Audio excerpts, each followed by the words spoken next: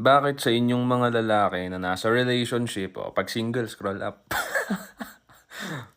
Kapag may arguments, hindi nyo kinakausap yung girl. Okay, mga kings and queens, very quick thoughts. Let's go. Kung mature ang babae, pwedeng kausapin. Ang problema, kapag ang napili ng lalaki ay ang babaeng immature pagdating sa conversation at mababaw ang comprehension in terms of the context and everything, wag na lang tayo mag-usap. Kasi, guys, nakaka-exhaust.